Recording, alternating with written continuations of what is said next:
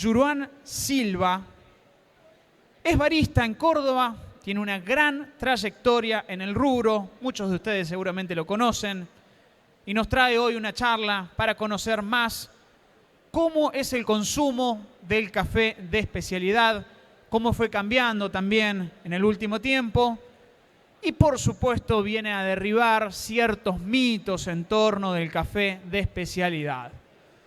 A continuación, entonces, primer disertante en este primer día de la segunda edición de Expo Cafeto 2024. Lo tenemos a Juruán Silva, lo recibimos con un fuerte aplauso.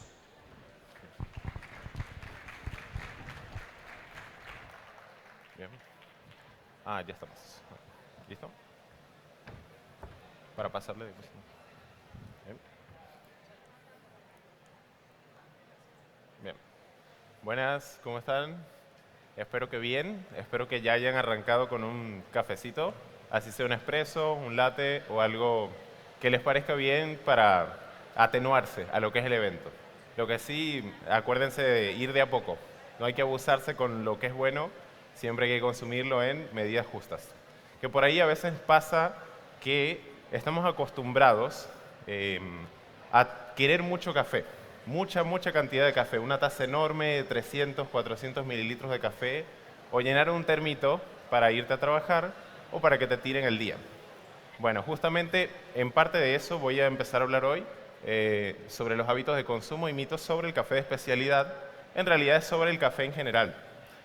Bien, primeramente podemos notar que desde hace un par de años, casualmente un eventito sucedió en Latinoamérica, en el mundo, pero sobre todo acá en Argentina nos pegó bastante lo que fue la pandemia. Sí, la pandemia como que obstruyó un poco la normalidad que teníamos, no solo para consumir café, sino para vivir, para arrancar nuestro día, para ir a trabajar, para hacer un break, para sencillamente estar en la cotidianidad, hasta para estar en casa, porque la pandemia nos condicionó a hacer todo en casa. De hecho, a veces, si lo pensamos bien, no fue tanto tiempo, pero fue el suficiente tiempo para que uno empezara a volverse loco, ¿no? Pero bueno, respecto al tema que nos trae acá hoy, que es el café, la pandemia ayudó un poco a abrir como un canal o una ventana a que todos empezaran a buscar esta experiencia del día a día, muy básica, muy simple, pero muy importante, que ir a un cafecito, a un lugar a desconectarte, a distraerte o sencillamente tomar lo que necesitas para arrancar el día. Cuando nos quitan esta oportunidad de seguir esa rutina, bueno, justamente se abre la posibilidad de que nosotros empecemos a buscar replicar esa experiencia en casa.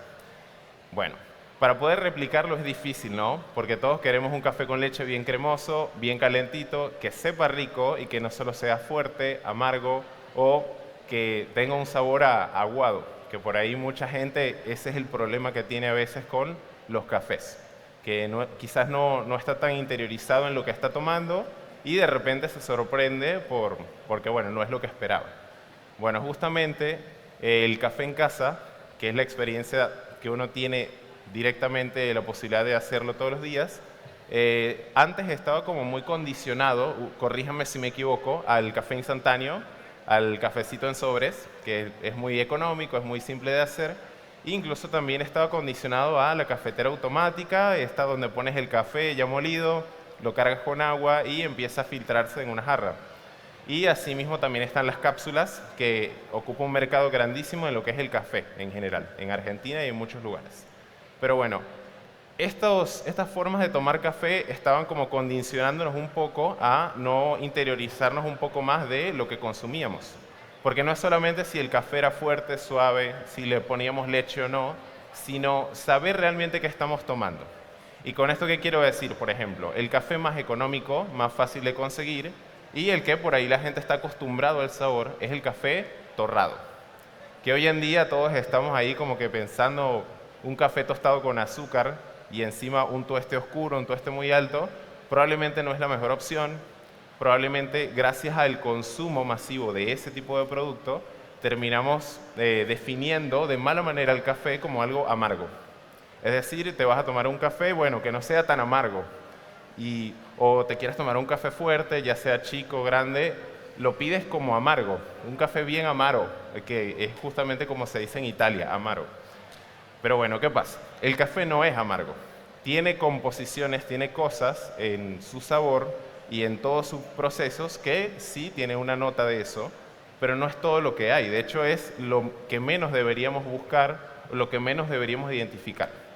Por ejemplo, no sé si saben que el café tiene mucha acidez, que es parte de su composición natural. En sí el café es una semilla de una fruta, así que en la acidez ahí está toda esta complejidad que en el café de especialidad leemos cosas que nos sorprenden, que a veces pensamos que no es café, que capaz es un perfume, que capaz es un té o alguna otra cosa, porque ahora dicen como notas frutales, notas aromáticas o capaz notas muy específicas, como hibiscus, por ejemplo. Pero bueno, justamente el interiorizarse con lo que uno está tomando, de dónde proviene, más allá de si es de Colombia, de Brasil o de cualquier país, sino qué realmente hay allí. O sea, ¿es un café? ¿Es una sola variedad de café? ¿O es un blend? ¿O son cafés diferentes? ¿O son tuestes diferentes?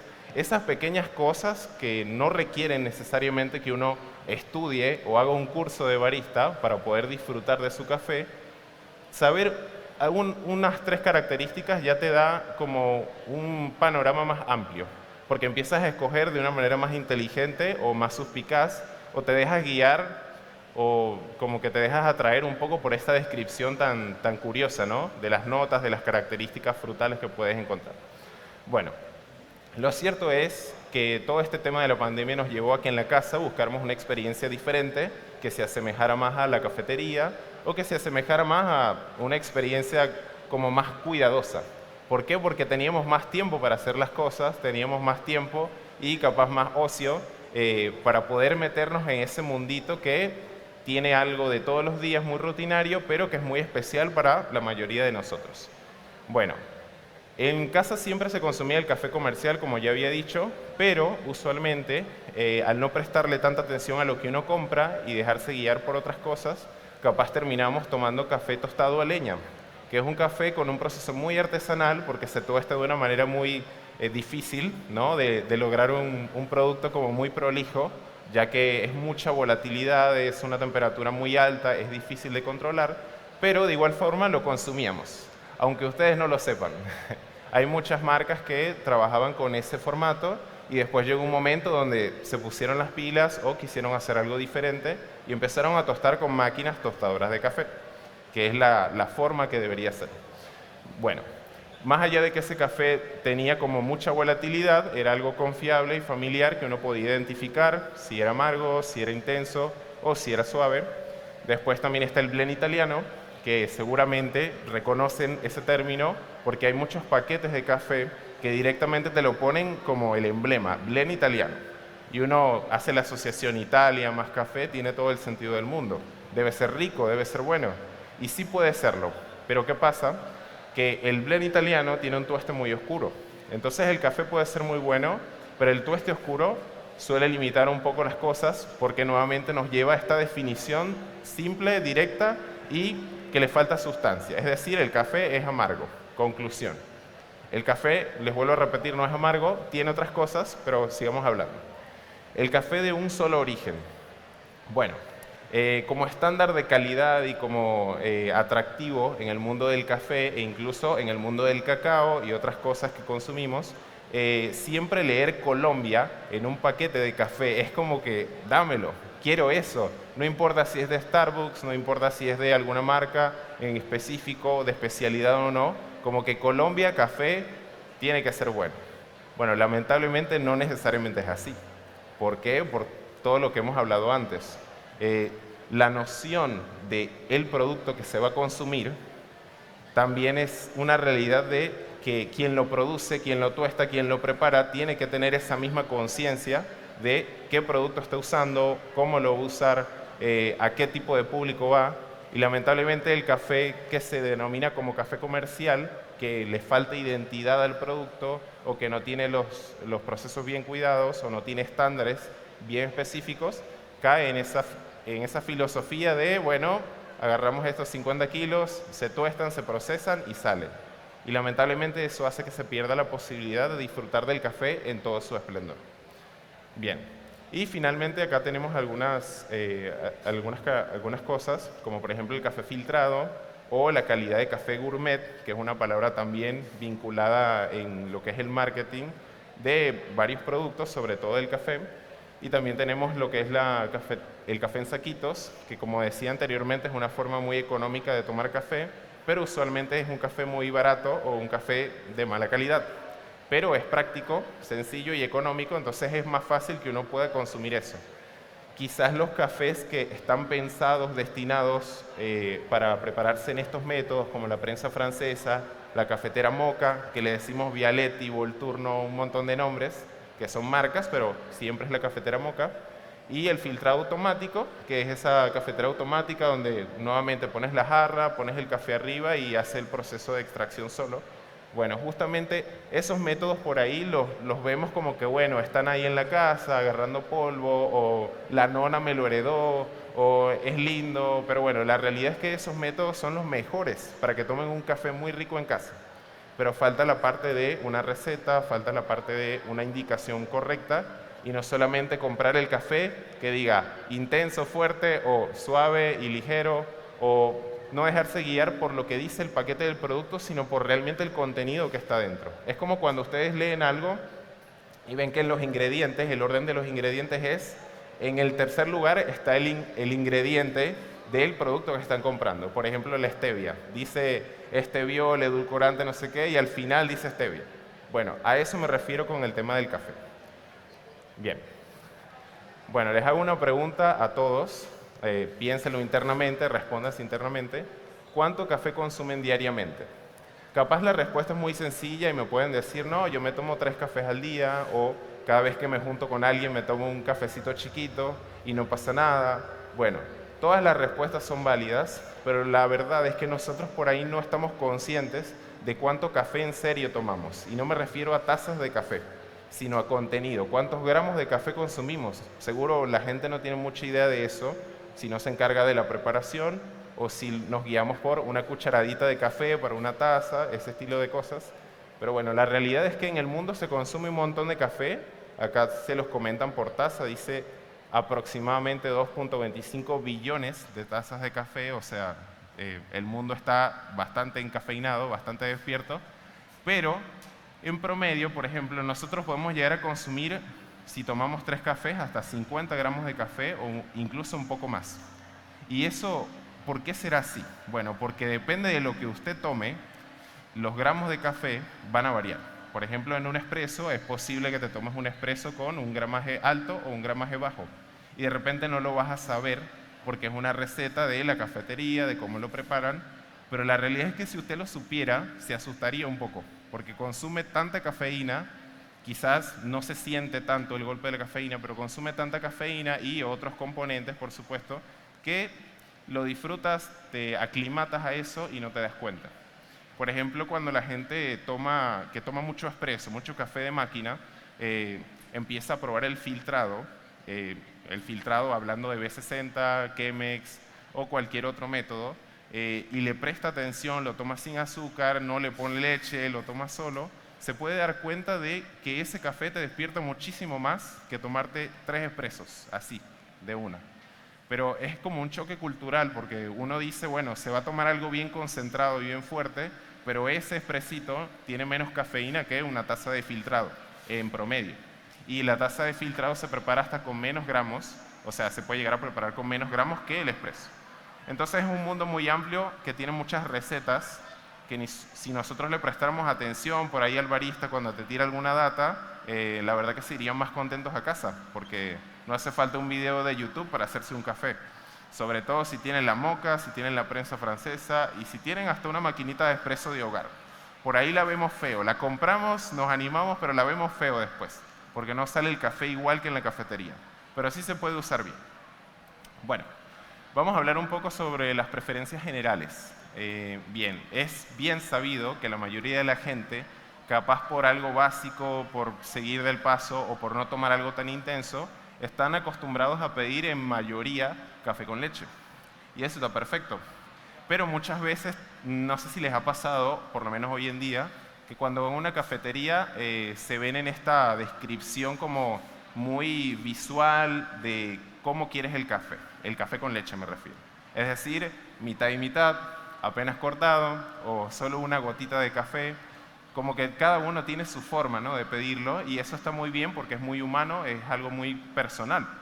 El tema es que si nosotros supiéramos realmente qué tanto café se le pone a una taza que se prepara con una máquina de espresso, que es lo que encontramos en cualquier cafetería, realmente lo pidiéramos de otra forma, o por ahí, bueno, no nos enojáramos tanto con los nombrecitos de las bebidas, ¿no?, que ahora es latte, cappuccino, flat white, o a veces le ponen nombres hasta más complicados, que es un choque cultural, pero en realidad la idea en sí está para ayudar un poco.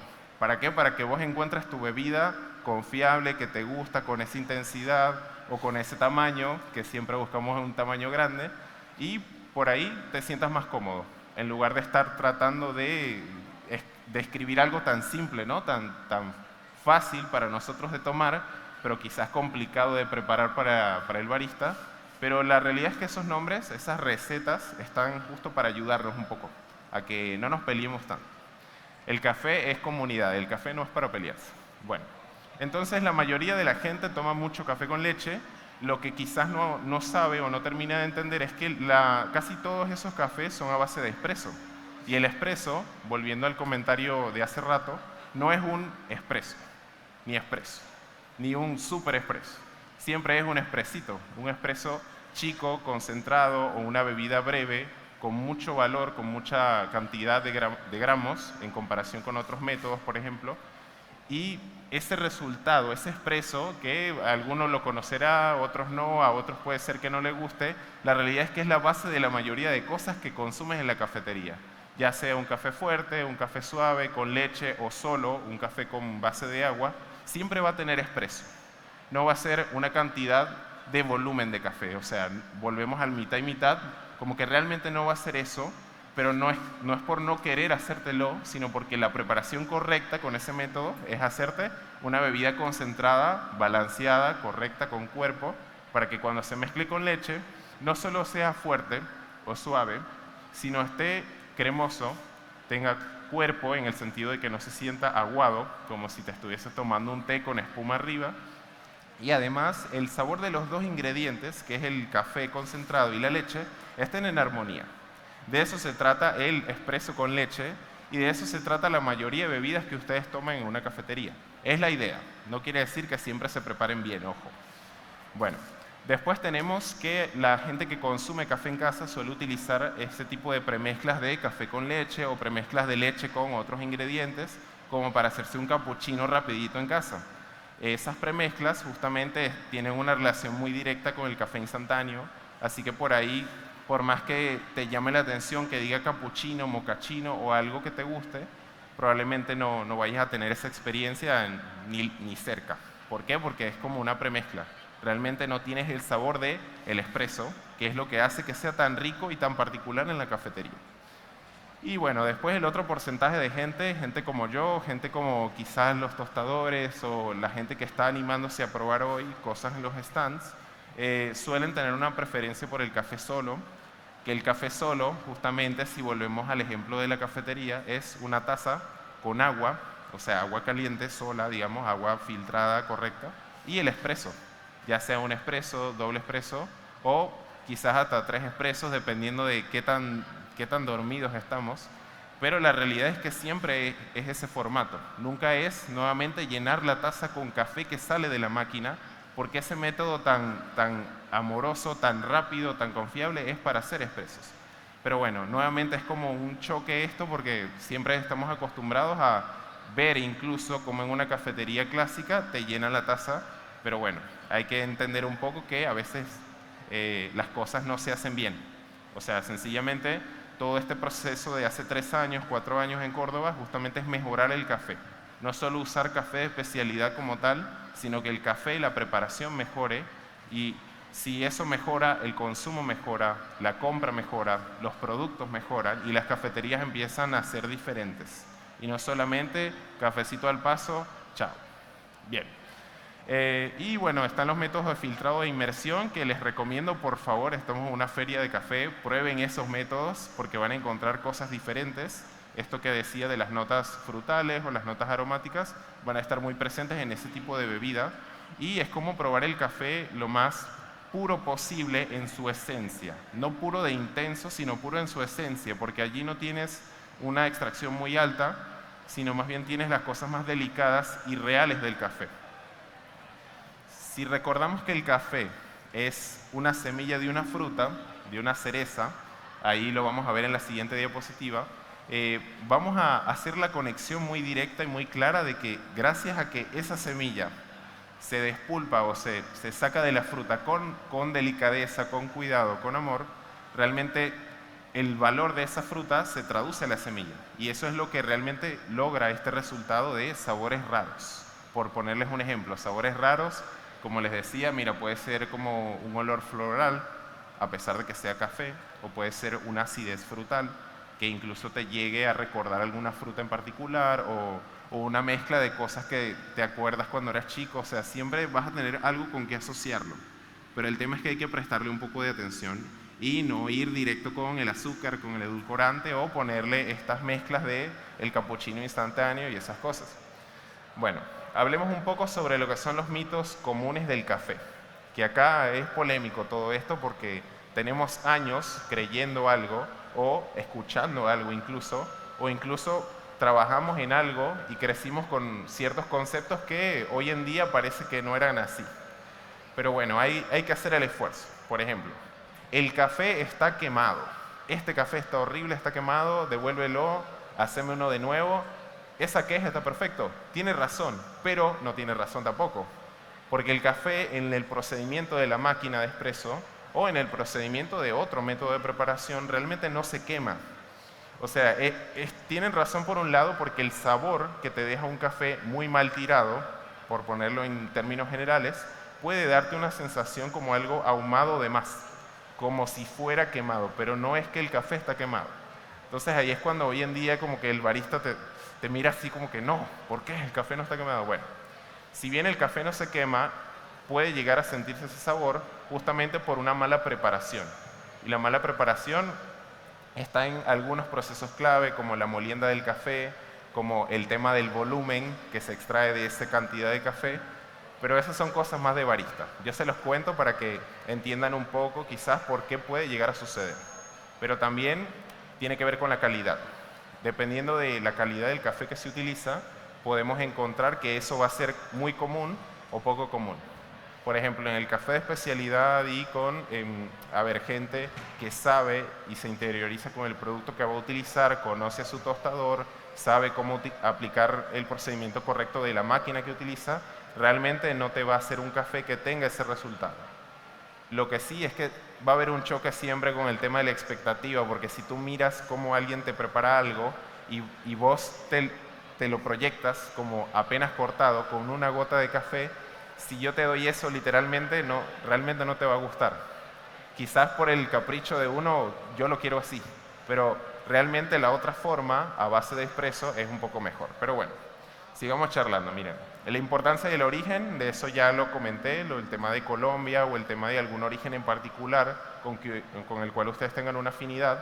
El origen no define la calidad del café, ¿ok? Lo define todos los procesos. Es decir, en la hacienda, si la gente que se encarga de recolectar el café lo hace correctamente, cuida el café en el estado de fruta, ¿ok? Después los procesos que siguen, como si el café se fermenta, de qué forma se lava, de qué forma se despulpa la semilla de la fruta, son tantos detalles que por ahí uno dice tanto esfuerzo para un café, y bueno, pues sí. El café que ustedes toman no tienen 2 granos, tienen un puñadito de granos, son 15 gramos, 18 gramos, puede ser hasta más.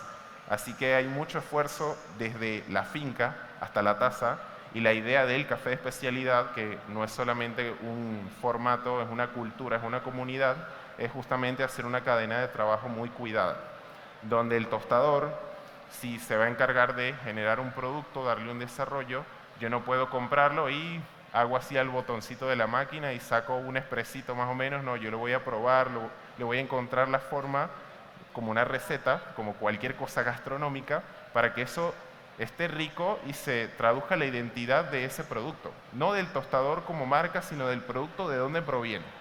Es decir, si tomas algo de Colombia, de Brasil, de Costa Rica, de Panamá o de cualquier otro origen, realmente no pruebes el país, porque no se trata de eso, sino pruebes lo que tiene ese café. Cada varietal de café tiene alguna característica diferente, no todos los cafés son iguales. De hecho, es muy raro, inverosímil y exagerado pretender que si tú te tomas un café de tal marca, Brasil de Starbucks, por ejemplo, Starbucks, estoy haciendo publicidad, si ustedes toman y compran ese café siempre, es inverosímil pretender que ese café va a ser igual todo el año o toda la vida. ¿Por qué? Porque es un producto natural, por más que se haga en masa, es un producto que su ADN va a mutar, va a cambiar, capaz lo tostaron de una manera diferente, capaz ahora no es un solo varietal, o sea, un solo tipo de café, capaz son varios, y va cambiando.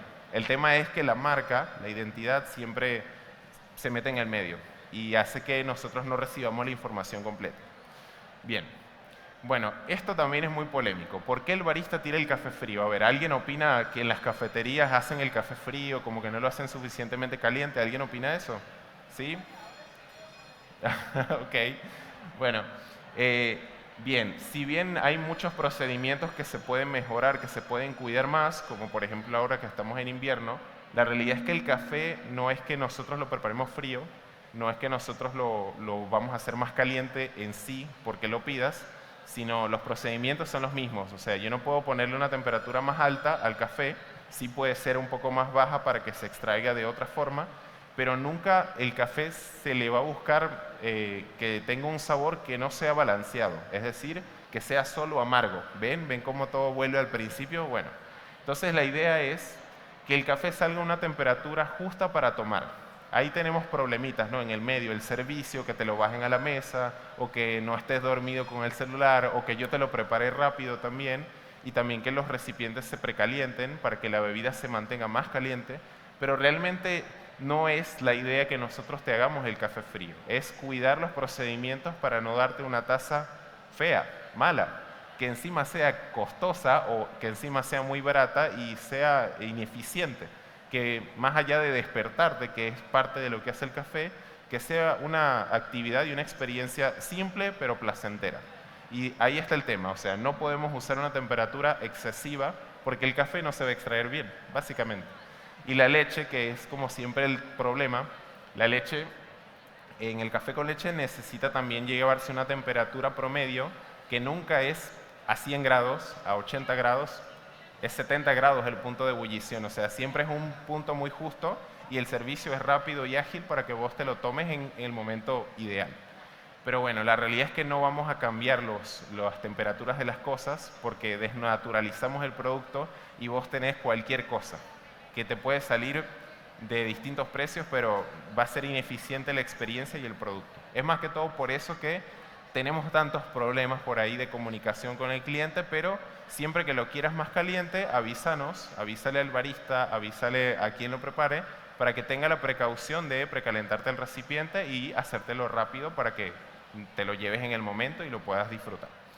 Bueno, después tenemos este es como más de la parte interna, ¿no? Si alguien trabaja en una barra, capaz se dé cuenta, pero antes se decía que la primera tirada de espresso, ¿no? Las primeras gotitas de café que salen de la máquina no va en la taza, o que si va en la taza tiene un sabor diferente, un sabor más suave o algo por el estilo. Y bueno, la verdad que no sé de dónde salió ese mito, pero muy mal ese mito, porque es como decirte, bueno, el café tiene este gusto, por ejemplo, el café es ácido, tiene acidez rica, el café es dulce, dulce natural, no azucarado, digamos, pero tiene un dulce que se puede hasta sentir en el aroma, y después también tiene ese deje de amargor que muchas veces se siente como otra cosa, no se siente como un amargo feo ni nada, sino es como, a ver, una notita de cacao quizás, una notita de fruto seco. Pero bueno, ¿qué pasa?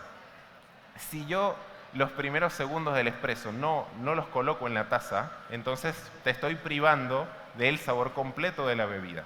Ya sea que te lo tomes con leche, solo, con agua, lamentablemente es un mito de una mala praxis que siguió en el tiempo y hasta hoy en día lo he escuchado y lo veo y no tiene sentido.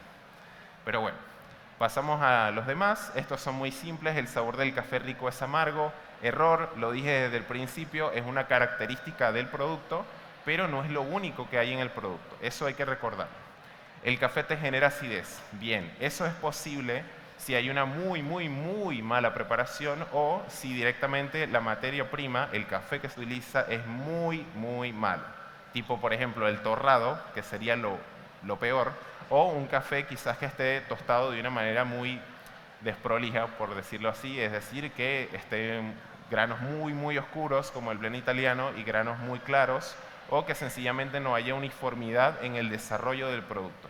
Eso va a llevar a que el barista, por más bueno que sea o malo, no vaya a poder configurar el café para que sea confiable, sino lamentablemente todo le va a salir medio mal porque es un café demasiado volátil, que no tiene como una estructura para poder estandarizarlo. Bien, las bebidas definidas por volumen de los ingredientes, eso es de lo que hablábamos al principio. Después, esto es algo un poco tonto, no sé si alguna vez se han preguntado si primero se sirve la leche o el café, o en el caso del café solo, si se sirve el agua primero o el expreso después, es lo mismo. El orden de los factores realmente no afecta el producto, sobre todo porque ¿qué pasa cuando te llega la taza de café? La remueves, ya sea que la endulces o no, hay un movimiento de integración y tú te tomas la bebida. Lo que cambia quizás es que no es tan bonito al primer vistazo, ¿no? Bien. Y bueno, finalmente tenemos la lágrima de café. Si alguien pide una lágrima, ¿será una lágrima de café o una lágrima de leche? Lo pongo así literalmente porque es algo que me pasa todos los días trabajando en una cafetería, que quizás este juego de comunicación tan simple de describir una bebida como la quieres, por ahí se pierde un poco en el apuro, ¿no? En pedir rápido o ver la carta y no importa, pedir una lágrima, por más que no esté en la carta, bueno. La lágrima de café, si se prepara con el método expreso, con la máquina, realmente no va a llevar una gotita literal de café, por más que quizás se pida de esa forma. Y eso es por el mismo principio de acá. La primera tirada de expreso no va en la taza. Bueno, si yo tiro una gota de expreso, primero es como que, bueno, no sé, ojalá tuviera un filtrado para ofrecerte, para que te tomes algo suave, porque eso no solo es un desperdicio en sí de materia prima, sino no tiene sabor absolutamente nada. Claramente alguien que pide algo tan suave no quiere sentir el impacto del café, pero ahí podemos hablar con el barista, describir bien lo que queremos y te va a poner un expreso muy corto. Quizás han escuchado el ristretto o la idea del ristretto, que es bien corto, es un sorbo, muchas veces le dicen un sorbo, bueno, una bebida así, bien grande, una lágrima, se pudiera servir con un ristretto, por ejemplo. Pero bueno, son cosas que en lo literal nos perdemos. Bueno, ahora hablemos un poco sobre el verdadero origen del café, que es algo que había mencionado antes, que el café en sí es una semilla, un grano, que viene de una drupa o cereza. Pongo las dos cosas porque, bueno, se le llama de igual manera, drupa o cereza. Pero generalmente vemos una cereza como esa, que parece una cereza común, generalmente es un poco más grande, y hay un montón de tipos diferentes. Bueno, esa frutita tan linda tiene un montón de variedades. De verdad que me quedaría corto si me pongo a describirlas acá, pero son parte de una familia más general de café. Tenemos siempre el arábica, que seguramente lo han escuchado, y el robusta, que también está ahí compitiendo, pero siempre se queda atrás. Ya les voy a comentar por qué. Pero bueno, la realidad es que esa cereza y esa semilla que tanto conocemos viene de una planta que parece un arbusto muy lindo, quizás no para decorar la casa porque crece bastante, ¿no? Pero ese arbusto o esa planta tan hermosa se llama cafeto. Y la planta del cafeto tiene tantas variedades que nacen de estas dos familias, sobre todo de la arábica, y de ahí empiezan a largar un montón de posibilidades. En estándares de calidad escucharán el Geisha, el Caturra, el Castillo, un montón de cosas que nuevamente si leemos un poquitito más allá del paquete, vamos a ver esos nombrecitos y realmente ahí está como un estándar de calidad mayor que solamente el origen, que solamente el tueste y que solamente un puntaje, porque el café hasta tiene puntajes. 90 puntos, 80 puntos, el café se puntúa de una forma que se chequea el estándar de calidad de todos los procesos. O sea, desde cómo recolectan la fruta en el campo, desde cómo se lava, desde cómo se fermenta, desde cómo se procesa, de cómo se tuesta. Y bueno, obviamente se le critica al barista si hace bien el café o no, pero es todo una cadena de cosas que si nosotros empezamos a escuchar un poco más o a buscar estos detallitos, la verdad que le vamos a ver mucho valor y no lo vamos a ver solamente como algo clásico y de paso. Bien. Y bueno, como dato curioso les quería comentar que, no sé si lo sabían, pero el café siempre empieza a nacer en lo que es el cinturón cafetero. Está mucho en Centroamérica, en América del Sur, obviamente no todos los países, en Indonesia, en el sudeste asiático, África, Australia, Puerto Rico, Hawái y Jamaica. Bueno, dato general para que lo tengan en cuenta, la cantidad de cafeína por método de preparación de café varía bastante, para que por ahí chequeen su consumo. En el espresso suele ser concentrado, pero dependiendo del tipo de café puede ser más o menos. Por ejemplo, el espresso, en líneas generales del café especialidad, suele ser un poco más delicado en ese ámbito. Así que bueno, pueden empezar a consumir un poco más de este tipo de producto y van a ver que no solo va a ser quizás más rico, sino también más saludable. Bueno, y para terminar, quería comentarles lo siguiente, que parte de mi intervención en este caso, que le propuse a los chicos de Cafeto en esta segunda edición, es básicamente tratar de decirle a la gente que por más que les guste o no esta nueva ola de café, traten de ser un poco más conscientes, no solo con la compra, con la selección, sino con el consumo. A ver, conocer más sobre lo que consumimos en general, no solo el café, nos llevará a una experiencia más placentera y saludable. Y aparte, si el café es algo tan vivo que nos acompaña siempre, deberíamos conocerlo mejor, aunque sea un poco más. Bueno, muchísimas gracias por escuchar esta intervención. Vayan a tomar café rico y si quieren comprar equipos y cosas interesantes para hacer café, está West Indian y Momo. Yo amo Momo, pero todos los cafés de hoy están ricos. Les recomiendo Cape, les recomiendo Bruno Brown, que nos viene visitando, de todo. Dense la vueltita varias veces, ¿sí? Bueno, muchas gracias.